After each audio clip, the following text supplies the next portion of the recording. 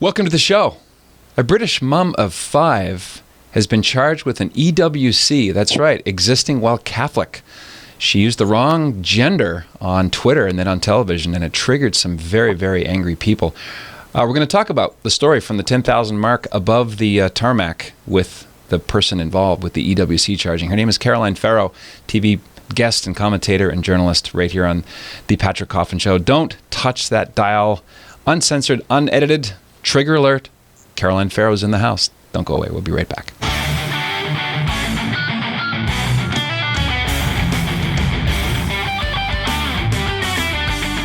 Glad to have you aboard. Caroline Farrow is a journalist and, as I mentioned, media commentator, and she's contributed to many print and social media platforms in the UK where she lives and here across the pond.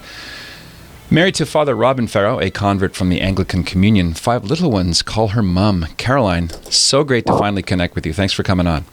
Well, thank you for having me, Patrick. Were you always a troublemaker? I think so, yes. I think so. Yeah, I mean, I blame my father, actually, who isn't Catholic yet, who brought us up, always to, question everything, and that our rights to free speech were just so important. So never to let anybody manipulate your language, and always to kind of robustly defend what you believe in. Mm-hmm. Both your parents were teachers? That's right, yes. Although they both taught modern languages, although my father then left the teaching profession and went into finance. But you were raised with robust debates and independent thinking and standing up, maybe going against the grain of the crowd. That sounds like something that you learned from both your parents from a young age. Yeah, absolutely. I mean, I remember there was one occasion, my father will be very embarrassed at me saying this, but we were, I was growing up in the 80s, so Margaret Thatcher was Prime Minister. Mm-hmm. And we were in Canterbury, in Kent, on a weekend away, and there was an anti-Margaret Thatcher rally, and they were all standing there, punching their fists in the air, saying, "Maggie, Maggie, Maggie, out, out, out."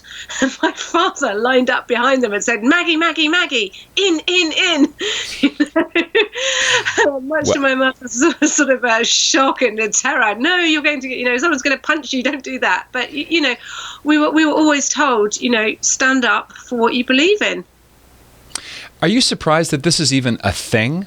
I mean, I talk about this, how quickly we've been galloping toward the abyss as a culture. In the last 50 years, it's kind of ramped up, but I've noticed a change in the last 2 years. It almost feels like the abyss is galloping toward us. The idea that someone who was born with an XX chromosomal structure in every cell, who has a penis, who is given a male name, decides at some point later that he identifies as the opposite sex, can go through a full mutilation at an increasingly young age, and if you say anything about that, if you raise the slightest eyebrow, you get mobbed and ritually shellacked and shamed.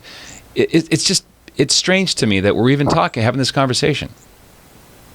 I'm not surprised in a way, because for me, I cut my teeth with the gay marriage debate in the UK in 2011. So my story was, initially I joined Catholic Voices, which was the organisation set up initially to defend Pope Benedict's visit in 2010 when he came and beatified Blessed Cardinal John Henry Newman. Yes. And there was a lot of really hostile press around that. And we realised that in the UK, we didn't have anybody that could speak in the media and appear reasonable and could defend the faith, So their phrase was sort of light, not heat. So we were there to sort of say, actually, have you considered this point of view about the Catholic faith? Yes, we believe these things that are quite difficult, but, this is why. And so we were there to be reasonable. And then shortly after I joined, David Cameron, who was Prime Minister at the time, said he was going to introduce same-sex marriage as legislation.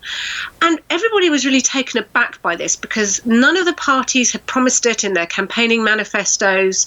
It wasn't on the cards at all. And suddenly it was going to be made law with absolutely no democratic vote, not really much of a consultation. Mm-hmm. And, obviously the Catholic Church was very keen to defend, the Catholic view of marriage. And we were very worried about what could happen if gay marriage became law. So I did a lot of TV and radio interventions, defending the Catholic view of marriage. And I thought I was being completely reasonable. And no, I had accusations of homophobe thrown at me all the time, which, we all know that, we're not homophobes at all. But, you don't want gay people to marry, therefore you must really hate them and want to punish them and you want to send them back to jail, like Oscar Wilde on a water wheel, I was like, no, this is just what we believe marriage is and why we believe it shouldn't change. And then on one occasion, this made a lot of headlines in 2013. So I went on the BBC's flagship political show called Question Time. And I was going to talk actually about abortion, and there had been a scandal in British hospitals. Fetuses were being burned to generate heat for the hospital. So a friend gave me a ticket and said, oh, could you ask a question about this? You're very articulate.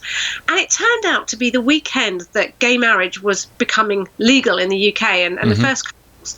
And I was living in Brighton, which is sort of the San Francisco, really, of the UK. It's extremely liberal. It's like the LGBT capital of the UK. And I was surrounded by LGBT activists and supporters, and I didn't realise there was a lady from my church about 4 rows back, and she asked the question about gay marriage. And all of the political panel were in complete unanimous agreement about how wonderful it was. And then the host said, does anybody else agree with the questioner? And I was thinking, gosh, this is my real kind of stand up and be counted moment. Yeah. So I put my hand up and the cameras all zoomed in. And, he interrogated me as to my views on marriage. And then, obviously, because he hadn't had another opposing viewpoint, he then starts asking me about what I think about gay adoption and, gays and lesbians having children. And I made the statement, where you've got a child, you've got a biological mother and a biological father. Wherever you've got a child, a mother and a father exist somewhere. I was booed, Patrick, honestly. Amazing. And so for me, and then that did, when I left the studio, someone spat at me. They said, I think your views are absolutely disgusting. And I got spat at. And you can look up that video on YouTube and it's got 1 million views and it's entitled Homophobic Woman on Question Time. Yeah. So, if you can't fix it, you can feature it. I will definitely put that link in. Yeah. So, for me, being told that just saying that every child has a mother and a father was deemed such an outrageous thing to say. I realised pretty quickly that, society had, what kind of world are we living in where you can't even say that every child has a biological mum and a dad? That's deemed outrageous. So the trans thing hasn't come as that much as a surprise. And certainly for me, being called a transphobe has no sting. It doesn't hold any fear for me because as I had all the homophobe accusations, transphobe is an even more meaningless insult than homophobe. Yeah. So, and I think also in the UK, the other thing that's happened is because there are no battles left for the gay rights lobby to win, they've got equal marriage, they've got everything. And yet these lobby groups need to carry on making the money and they need to carry on having a cause. And so that's why they have adopted, the transgender cause and done so very aggressively. It's all about the money. It is. You can see this in the Southern Poverty Law Center, making millions of dollars off tagging groups that they disagree with as hate groups, and fomenting all kinds of abuse and mob behavior. But I think you're absolutely right. I think the genie was out of the bottle in 1968 with the tacit agreement of many Catholic bishops not to discipline priests who dissented from Humanae Vitae. Because if you can tamper with the fundamental union of one man and one woman in a little thing called the miracle of birth through contraception, the logic is inexorable. Of course you're going to have to redefine marriage. Of course you're going to have to mainstream all manner of sexual perversion. So this is a 50-year-old story that's now kind of whose chickens are coming to roost. And once they've won that frontier, the next thing, no one believes me, but the next thing is normalizing pedophilia. Rebranding it, and up next, I hate to say this, but because the Canadian Parliament, the Canadian Supreme Court redefined bestiality 2 years ago, and I'm not even going to get anatomical here on the show, but this is the thing. Once they win one frontier, they've skate to the next one. Carolyn, before we get into the Susie Green thing and what you said on the TV show and in the tweets that ironically, you said you didn't even remember writing back in October. One thing I've noticed about this whole debate is that millions of Muslims in the UK, Protestants, and I'm sure some atheists who see things differently from the crowd of atheists on social media, they agree with you that the science, we're talking science here, they want to tag you as some kind of religious zealot, but why don't they do the same with, I don't know, a high-profile Muslim leader in the UK?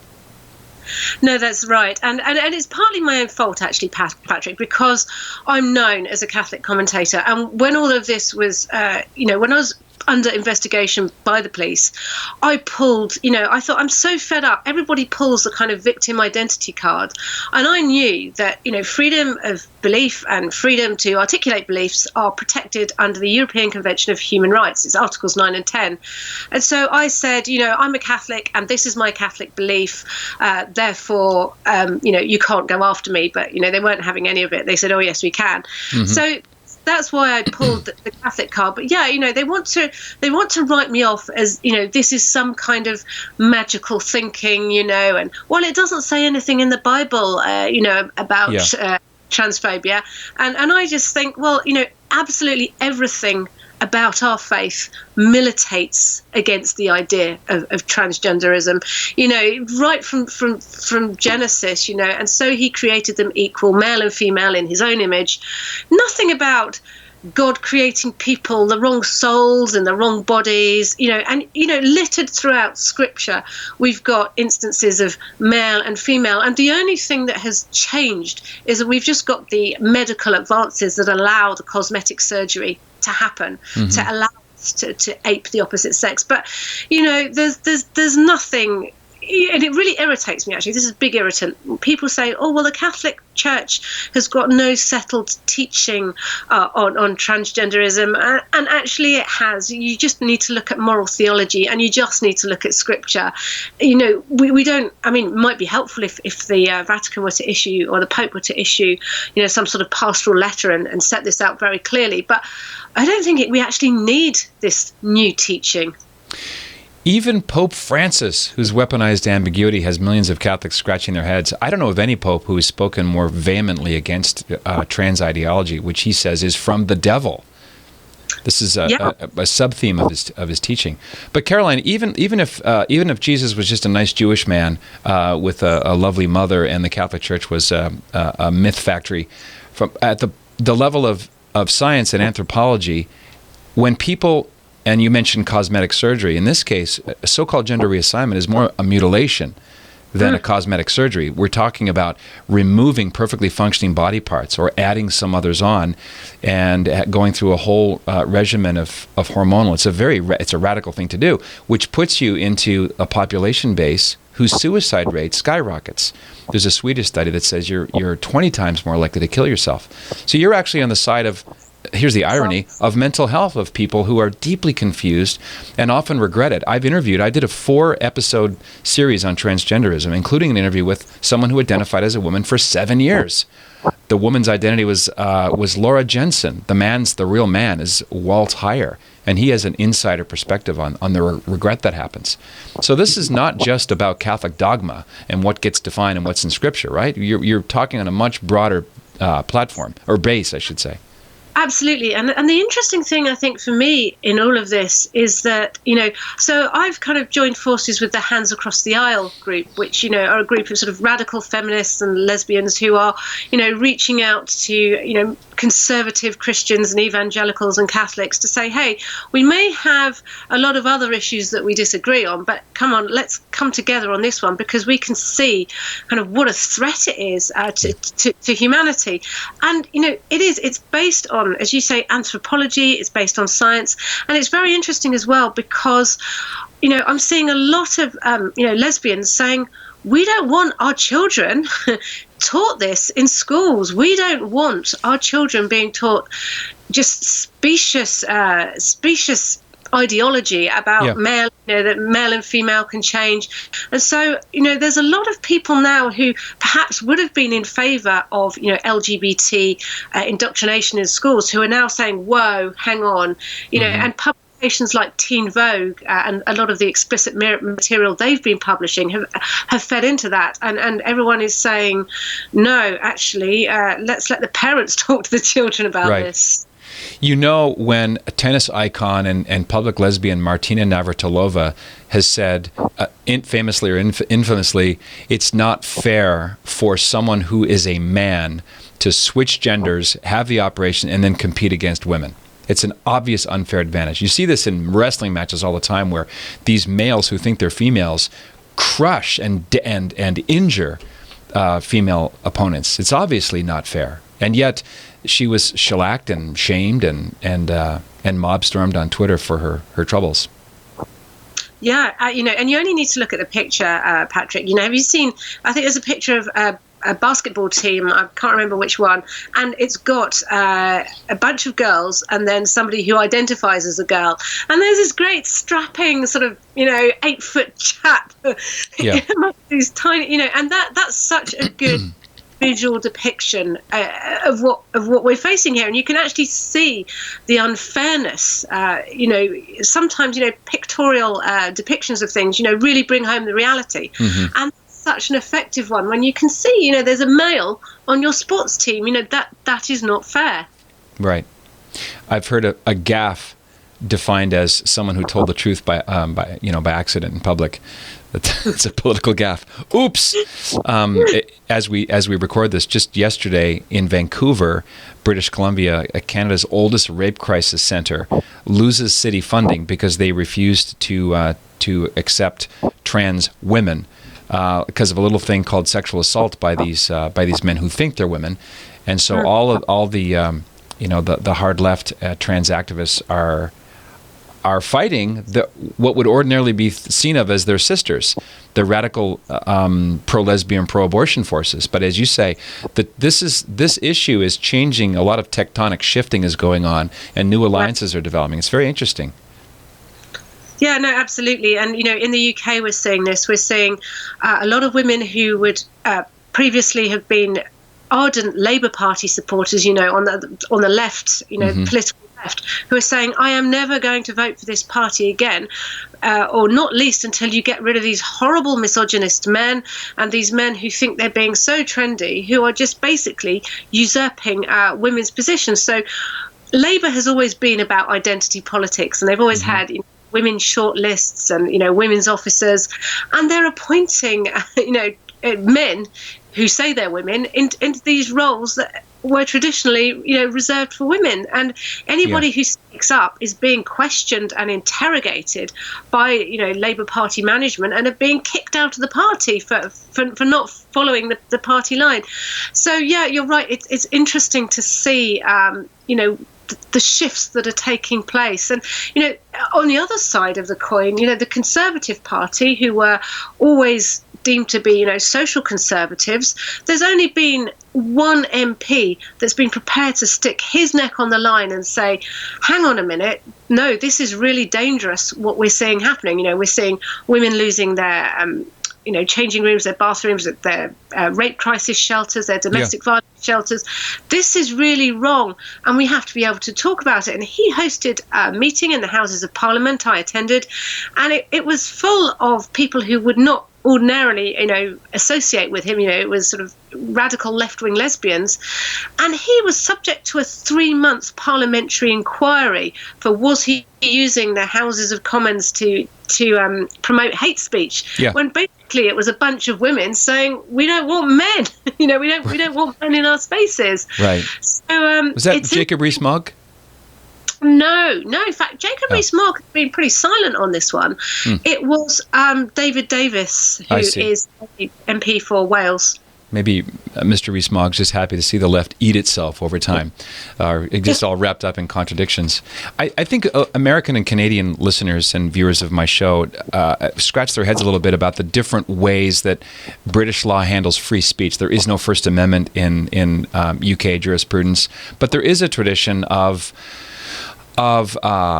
allowing people to express views without fear of police intervention and sort of Orwellian, late night meetings with law enforcement. They're not charging people, but they're sort of salvo across the bow, be careful. So let me just quote from something I know you're familiar with. This is the UK Communications Act in 2003. Section 127. Normally I don't like to read, but this is very short. A person is guilty of an offense if he, A, sends by means of a public electronic communications network a message or other matter that is grossly offensive or of an obscene, indecent, or menacing character, or B, causes any such message or matter to be so sent.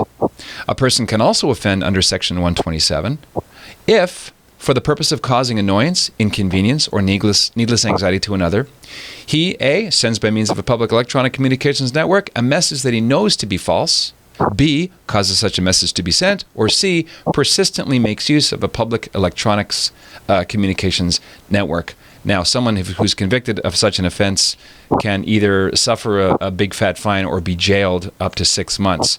So you got a visit from the Surrey Police as a result of your appearance on TV and on Twitter from last fall. Is that correct? Is that a fair summary? Well, they rang me up, so they didn't visit. Okay. It was a vocal visit. Yeah, by phone.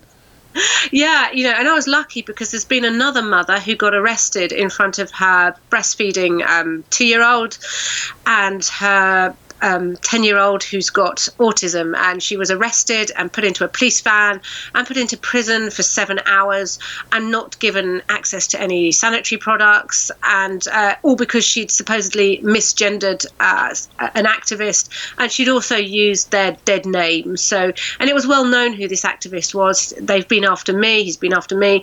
They've got a conviction for hitting somebody around the head with a golf club, and now they're claiming that they're a woman. So she outed these details, which were in the public domain already, and he went to the police and said harassment, and she ended up being arrested. So I kind of compare myself to that, and I think in a way I got off pretty lightly. But yes, they rang me up and they said, following an appearance you made on Good Morning Britain with Susie Green, who's the Chief Executive Officer of Mermaids, which is the transgender children's lobby group, you made, and the first thing I thought was, hang on, I'm being questioned about a TV appearance, which, millions of people saw, and, that was fine.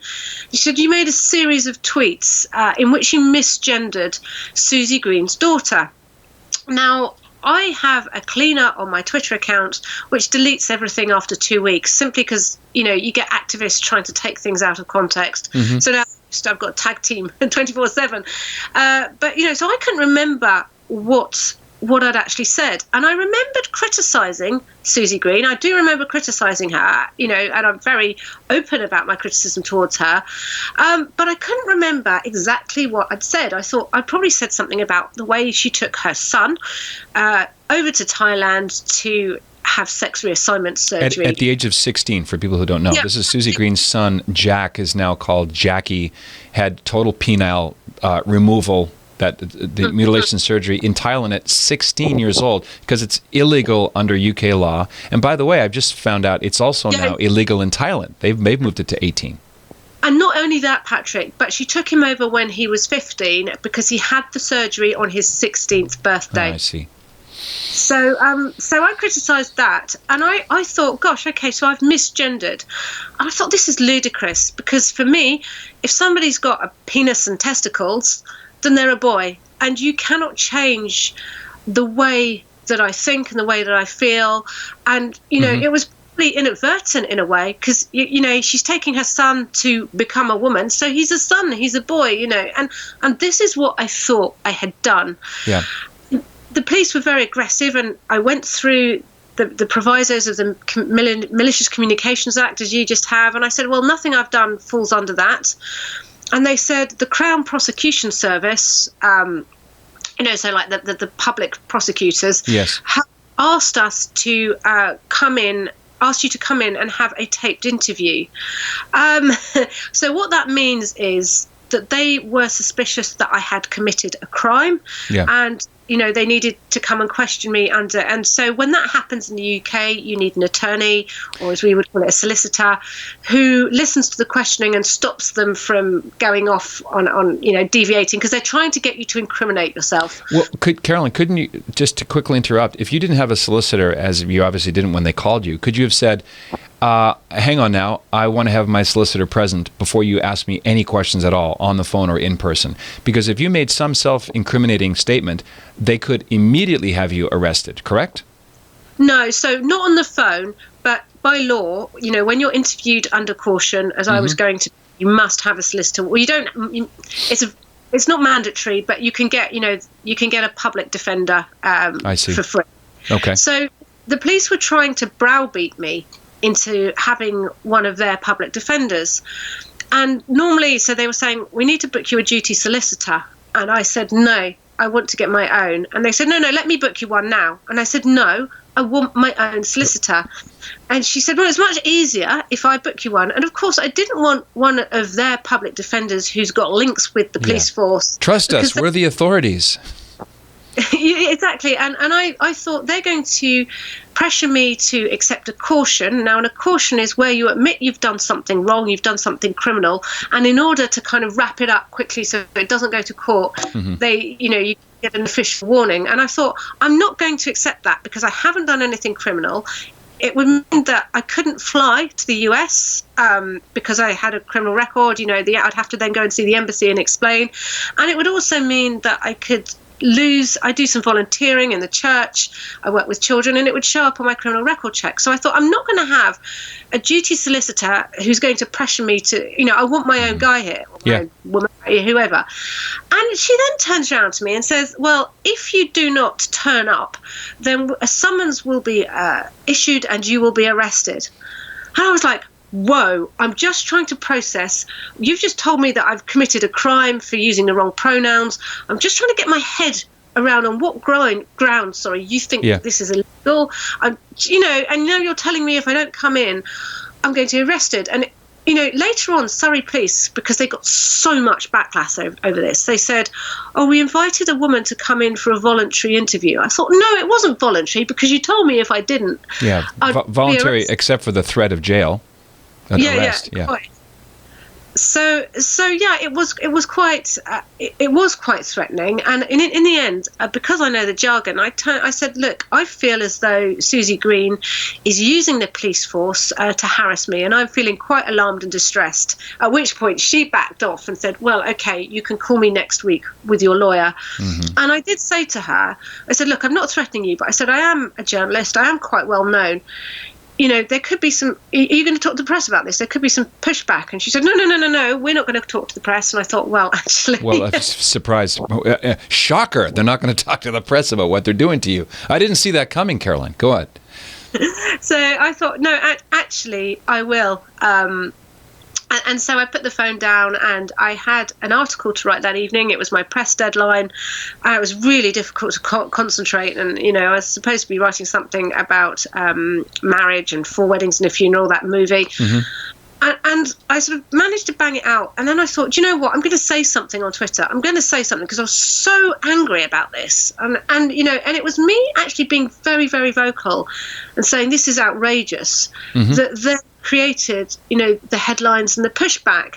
And, I'm really lucky that this, they've dropped it because, this, as we'll go on, the story progresses. But I think how many other people, Susie Green has done this to another mother of 4 who doesn't quite have the same contacts.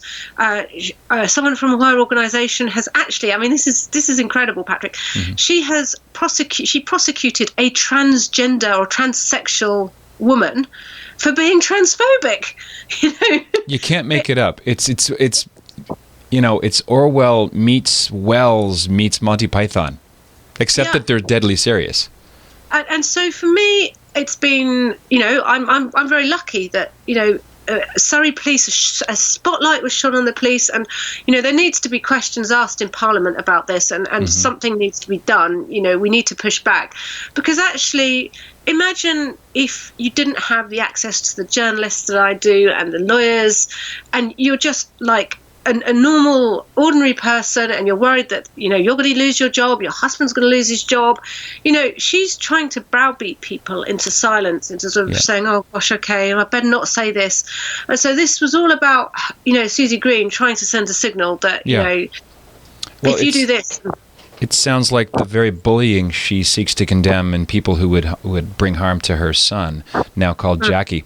Let me read one of the tweets that you sent on October 4th. There's a phrase here that I'm not sure what it is. I'll get your take here. This is very short as well. Susie Green is in breach of Samaritan policy on how suicide should be discussed and broached in media. What she did to her own son is illegal. She mutilated him by having him castrated and rendered sterile while still a child. What's the Samaritan policy? Okay, so the Samaritans are a charity, a listening charity in the UK, very famous. If you're feeling suicidal, or you ring them up and you get a volunteer on the phone who talks to you about your problem and helps talk you down. Now, they've produced a set of guidelines about how responsible media outlets should talk about suicide, and one of them is that you should never say anything that could seek to justify suicide or ever give one particular reason, because, as we know, suicide's very complex. There's never usually one factor. There's a chain of things. And what Susie Green says is that if you do not let your child have the puberty blockers and the cross-sex hormones and everything they want, then they're going to commit suicide. And she's very clear about that you need to give your children, this medication, otherwise they will kill themselves. And, they have this phrase, better a live daughter than a dead son. And so it's really emotional. It's so manipulative. And that's scary. I know. I've interviewed, in fact, on this topic, Dr. Erin Cariati, a noted Catholic psychiatrist whose expertise is in depression. Suicide is contagious. It's called the Werther effect. So if you start throwing around messaging on people who are already on the edge, it's a slope that does not need any more WD-40, any more lubricant. No. And so you simply said that. I disagree with anything. Another tweet was Susie Green may feel that giving her son off-label illegal medication age 11 and drastic surgery was the path of least harm in her circumstances, but she shouldn't project and impose it on other vulnerable kids as best practice. And then you went on to call it child abuse. Millions of people agree with you, Caroline, Catholic or not. Were those are the offending lines, right? Those are the tweets that got you in hot water. And I did an interview afterwards with Good Morning Britain with Piers Morgan and Susanna Reid. And Piers is normally he's a Catholic, and he's normally very supportive of free speech. And, on the one hand, they were saying this is outrageous and incredible that you should face criminal prosecution. But then they went on to say, well, this was not very nice. And their body language was, arms folded. And Caroline, you've been really unkind, and this is very personal and very nasty.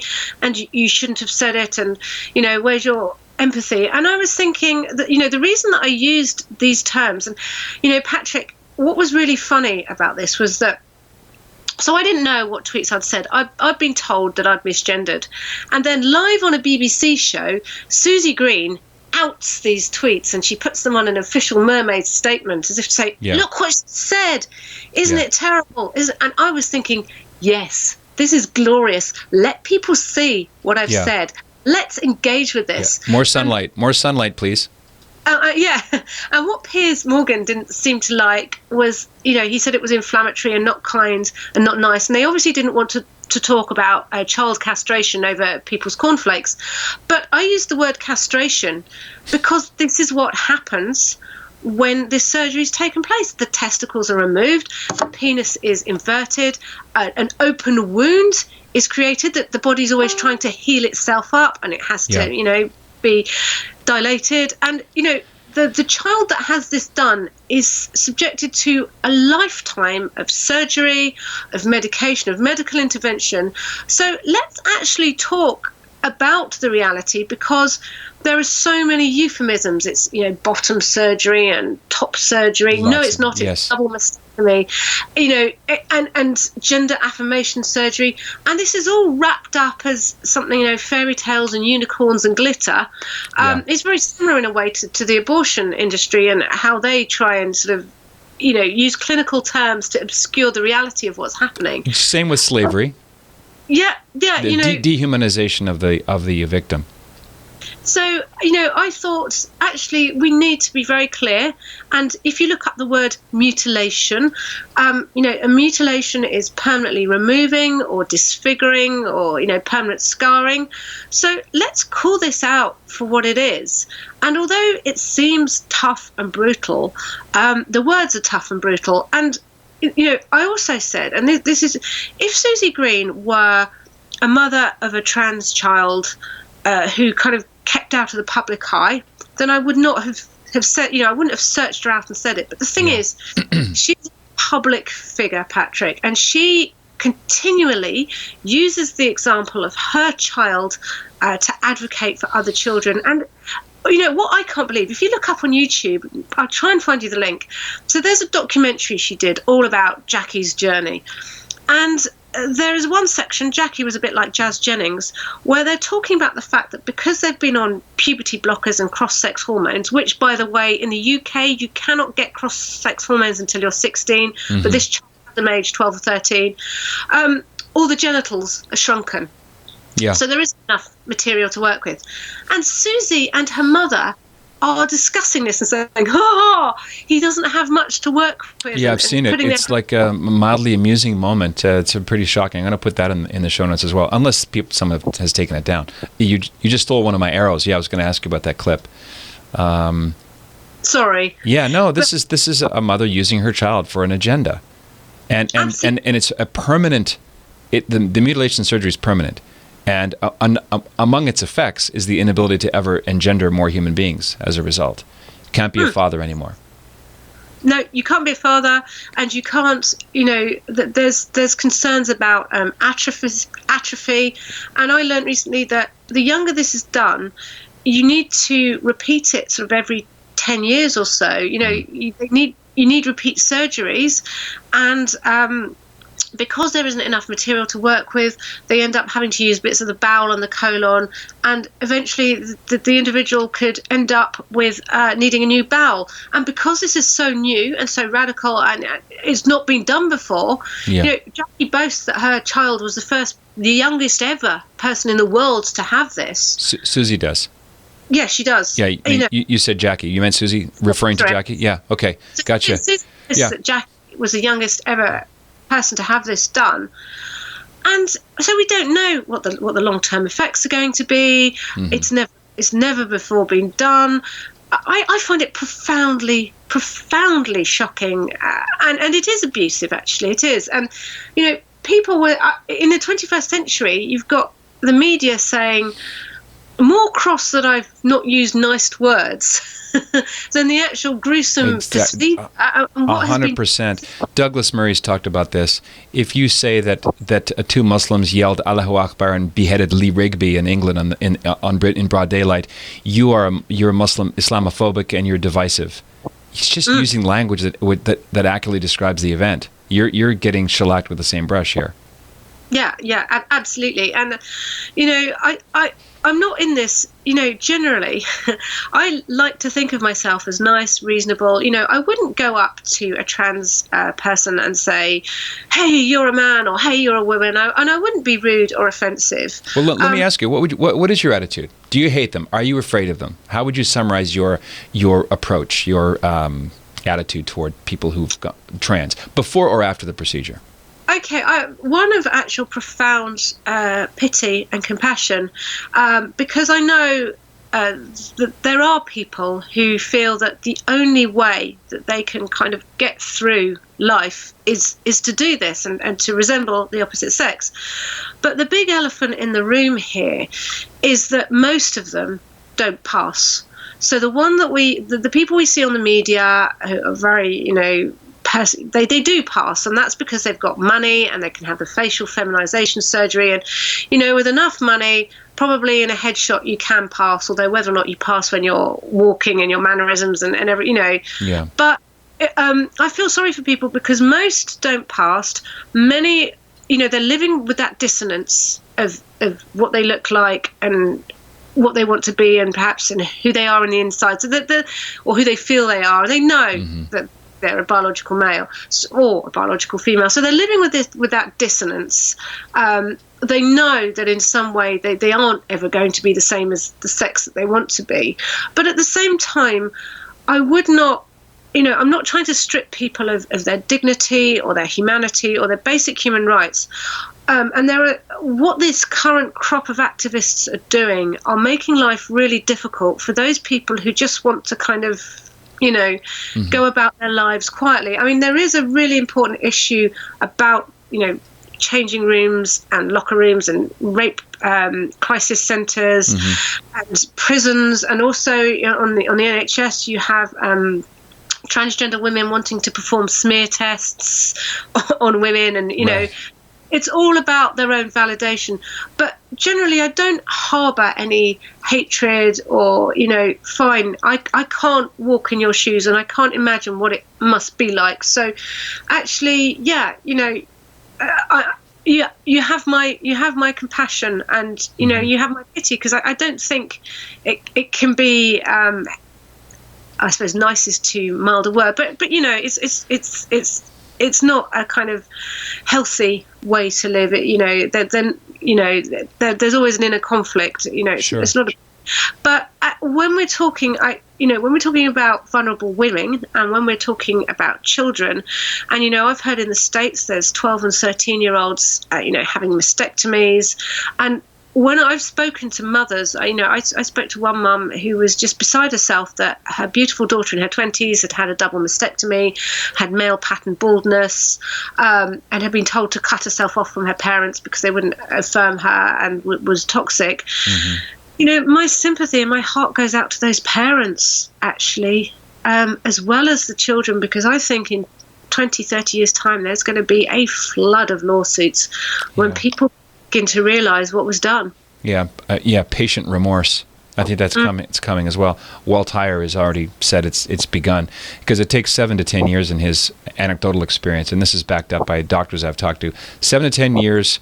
That's when the regret begins to seep in, and it can pack a wallop in the form of suicide ideation or drug addiction or something. Because, as you say, the mutilation surgery doubles down on the first deception, on the internal conflict between one's biological sex and one's mental perception of same. Boy, there's just so much to add here. I remember first running across this issue in a public way in September of 2016. It was the first interview that I did with then total unknown professor of psychology from Toronto, Jordan B. Peterson. My first of 4 interviews was with him on compelled speech in Canada. And this is something that you've raised in your responses to this, that the government should not have the right to interfere with your personal thoughts about reality if they differ from someone who feels or thinks or acts differently.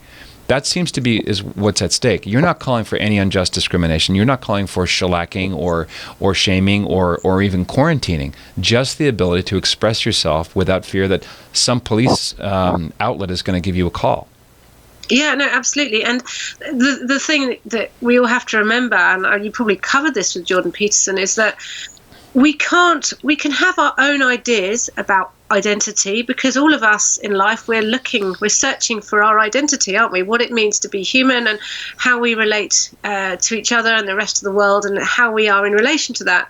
But what we can't do is we cannot force other people to think of us the way we would like them. So I would love everybody watching me to think how wonderful and articulate and highly intelligent I am, and all these but you could look at me and think, gosh, what does she know what she's talking about? Or she's a terrible person. Or, I cannot force other people to think of me the way I would like them to think of me. And when you force people to use pronouns, you're actually interfering with freedom of thought, freedom of religious conscience, or with just freedom of conscience. If you know, and it's actually abusive, because if you know that somebody is a male, and if you've been a victim of rape or sexual assault, and what I'm finding is that vulnerable women are being written off. So there are, if you've been subject to years of domestic abuse and violence or rape, and people have very legitimate fears about men, and it's not necessarily irrational, because it's sort of, that's how you've learned to respond. So if everything is telling you, hey, that's a man, and you're being told to accept that it is a woman, you're actually being gaslit, you're being abused, and your reality is being written over. And I have to admit, I find a lot of the legislation in the UK which allows for birth certificates to be changed to be utterly Orwellian, because a birth certificate is a matter of public record. Yes, you can maybe get a certificate that says, I've got my woman's certificate now, but you shouldn't be changing your birth certificate because it's just a matter of fact. And so we're sort of interfering with public records. We're rewriting history, and I think that's very dangerous, because we know that public health officials and all kinds of researchers and scientists, they need to know, there are so many differences between male and female, they need to know what proportion of the services, of the population of male and female, so they can plan services like maternity or whatever accordingly. And yet all of this is being potentially overwritten, because one day you've decided that you were always a woman on the inside or always a man on the inside, and it is abusive. It's rewriting people's reality. One of the people who testified in front of the Canadian Senate Committee, along with Jordan Peterson, there were a few people.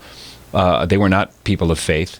It doesn't matter who they are. But one of them is Theron Meyer, who is born male, now identifies as female. And Theron's testimony is very interesting, because Theron's take was, this is going to affect employment law, and there'll be a backlash against people like me, Theron said, who would otherwise be hireable, but employers are going to go, no, you are kryptonite. Don't come near. I don't want to interact with you at all, because I might end up losing my business or facing a police call or an arrest or something. So anyway, back to the importance of free speech. Do you find that that other Catholics flee from this? Have you had priests? Your husband accepted. I have a feeling he probably supports you. But like your pastor, bishops, because I hear the sound of crickets. I don't know of any prelate who's stepped up to the plate and supported members of the fold like yourself and others who are courageously standing athwart history and saying enough, to quote William F. Buckley. What's your summary of Catholic support, leadership-wise? Non-existent. It's really disappointing. So last year, at the end of the year, they were consulting on the Gender Recognition Act, which is similar to the Equalities Act, which the Democrats are wanting to introduce in America. And there was this big public consultation, because what the Gender Recognition Act, if the changes go through, it'll mean that you can just go online, fill out a form, and suddenly you're the opposite sex. And it was a massive public consultation, and the Catholic bishops of England and Wales didn't get involved. They didn't issue guidance to the flock. They did with gay marriage. They sent a letter out saying you must write to your members of parliament and oppose this. But they didn't say anything. They have said relatively little, if nothing. There was a statement last year that was a bit wishy-washy, but they've said nothing about the potential harms that could be done to children, and in schools as well. The Catholic Education Service, which runs our Catholic schools, there was a scandal last year because they had copied material from LGBT lobby groups into their guidance for Catholic schools. So they were They were suggesting that children have LGBT lessons, and some of this guidance says things like, if a girl feels very uncomfortable that there's somebody changing in her changing room who's trans and got a male body, then she should find somewhere else.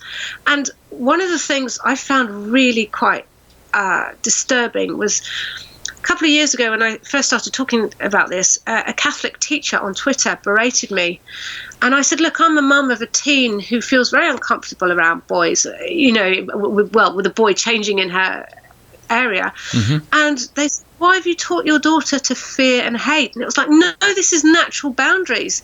Children have natural boundaries. Of course, I'm really, my daughter doesn't want to get changed in front of boys. That's natural, and people on the radio have, secular commentators. So like, what have you taught?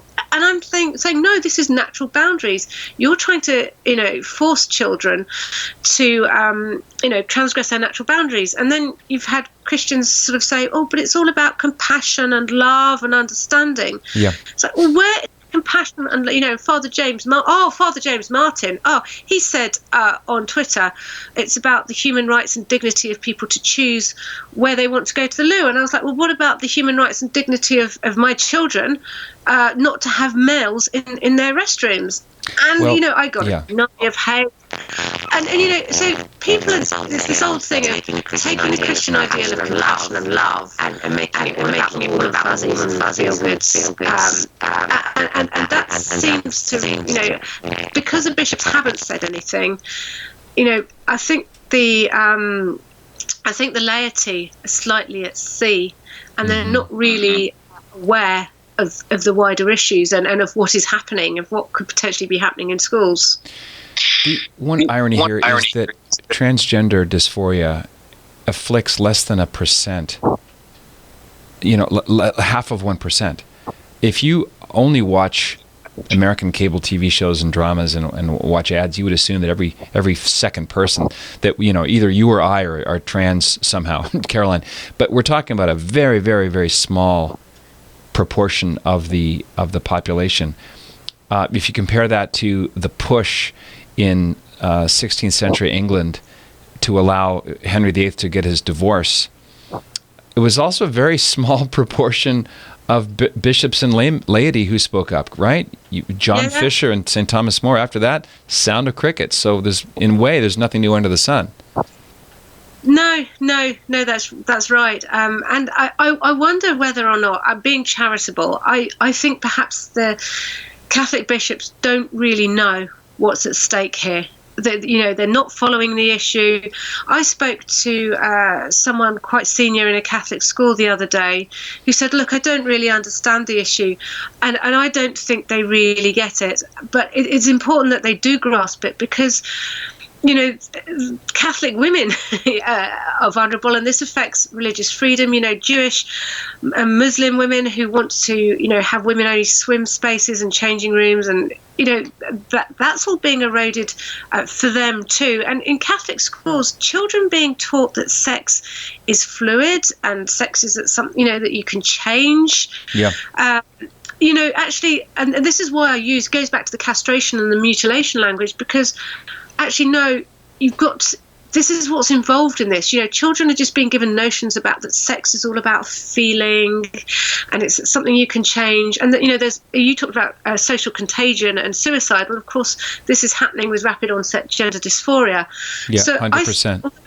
I think although the bishops are deeply uncomfortable, and I think part of it is because they got their fingers burned over gay marriage, and they don't want to be seen as hateful or joining the culture wars, and this is all terribly unhelpful, and we all have to be kind, nice and compassionate. Actually, no, they need to provide, I think, a firm leadership and say, no, we don't want this in schools, and we have lots of compassion for the individuals, but we need to be very clear about what the church teaches. I just did an interview with Dr. Carrie Gress on toxic femininity, and the lack of leadership among many Christian leaders, Catholic and not, is a very misbegotten maternal form of leadership in which everything is corralled into one safe spot. You don't want to hurt anybody's feelings. You don't want to cast anybody out if they're an evildoer. You just want this endless cardigan-wearing, soft, mushy, beige, what is it? A certain Jewish carpenter from Nazareth called his enemies brood of vipers, whitewashed sepulchres, wasn't afraid to flip tables now and again. And we've lost a righteous anger, Caroline.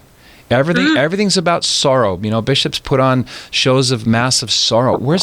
How about a massive anger? How about that? Yeah.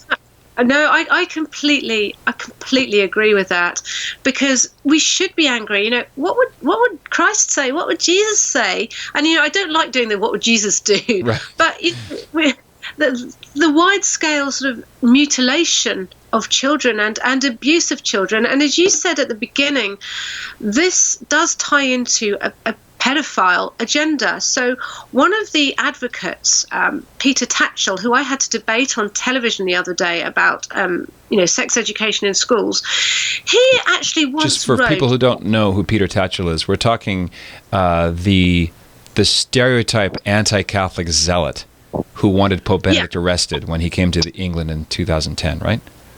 That's right. Yeah. And he wrote in a letter to the Times that sex with children is not always unwanted, abusive, or harmful. And he was talking about friends of his who had sex at the age of 9 or 10 with older men, and this sort of man-boy love.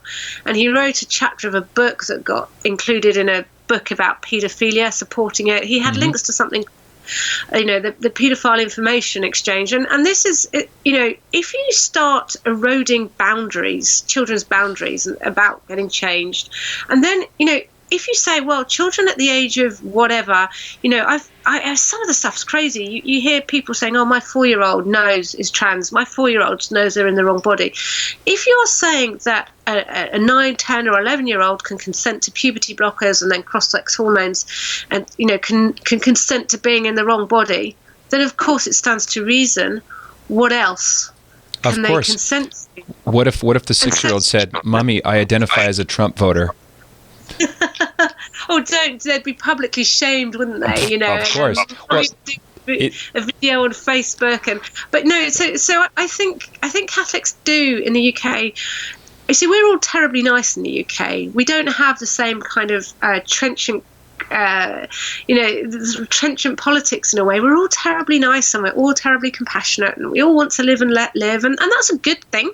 That's a good, don't get me wrong, but actually sometimes we do need to make a stand and say no. This has to stop. This is, abuse of children, and this, this is why I'm saying what I'm saying. Sure. Because the world is asleep. I think the world is asleep, and it needs. Same with abortion. The world's asleep about abortion as well. And you notice, Caroline, in the victimhood Olympics, all the rules are changing. Who's higher or lower on the totem of victimization? Ordinarily, a woman speaking up on a social issue would be automatically the mascot of the left wing media, which is kind of a tautology. But no, you're Satan's cousin. You're using hurtful words on Twitter and TV. I know, and it's really interesting because a lot of the stuff that's being thrown at me is deeply misogynist. Here I am being told off for not being nice. And when you look this week, there's been 3 journalists in the UK to the track. So there's been me, there's been the financial editor of The Economist, Yes. very prestigious publication.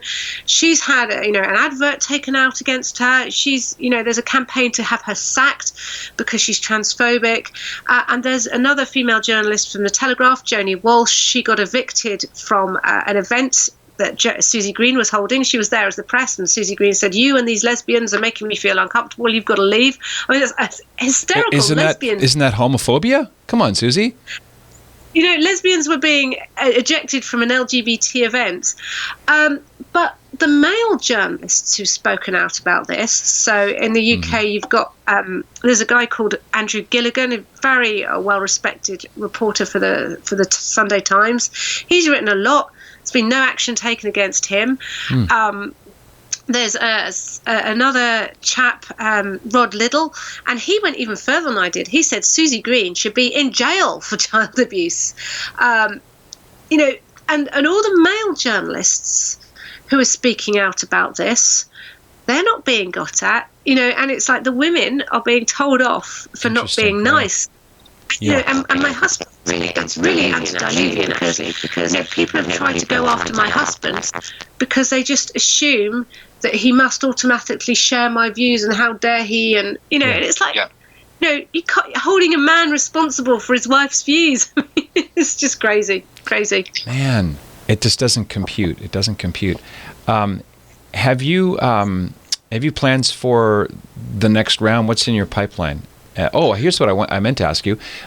What's the status of it now? This is sort of a changing story. Did Susie drop it? Did she feel like you were sufficiently chastened because I agreed to interview you on Twitter, I was trolled by someone you said was a well-known troll whose name I will not. They hide behind a fake handle, but I was asked to do things that are anatomically impossible.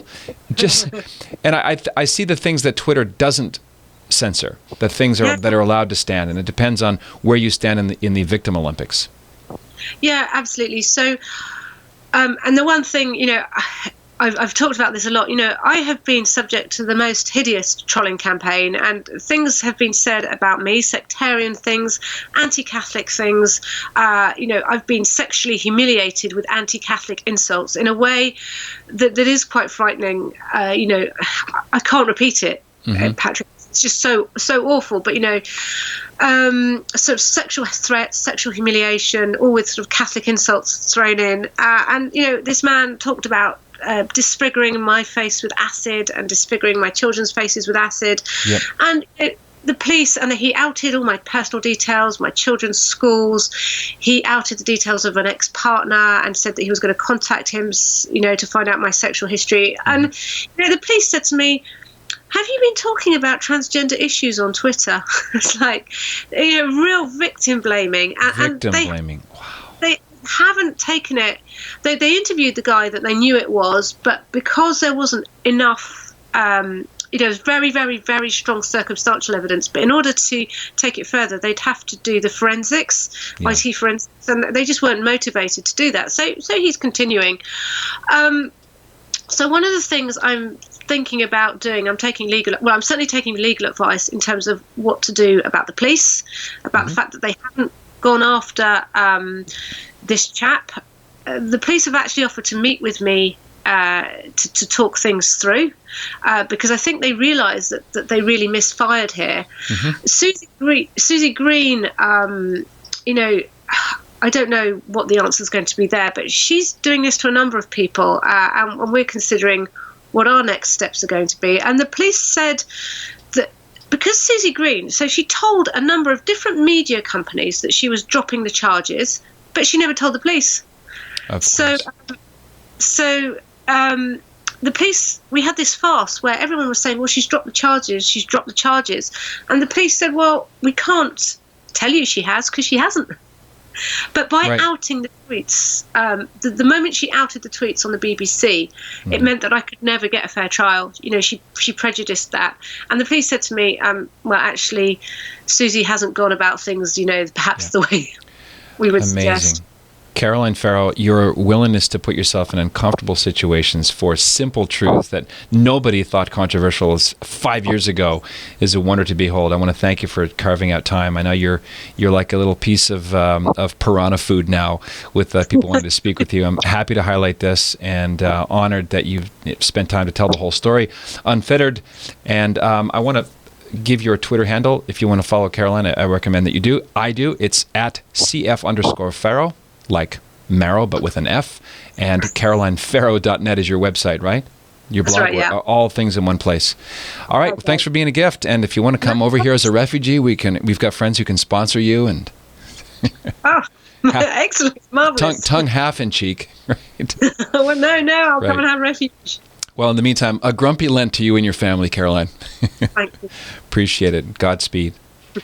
All right, God bless, Patrick. All right. This is the Patrick Coffin Show. I want to give a quick reminder. We're going to Germany. Yes, we're going to Regensburg and Munich and Dachau. We're going to cross the border into Austria and see where The Sound of Music was filmed. And it all culminates with a pilgrimage visit to the famous Oberammergau live passion play. They only do this once a decade. They have since 1654, with the exception of World War I and World War II.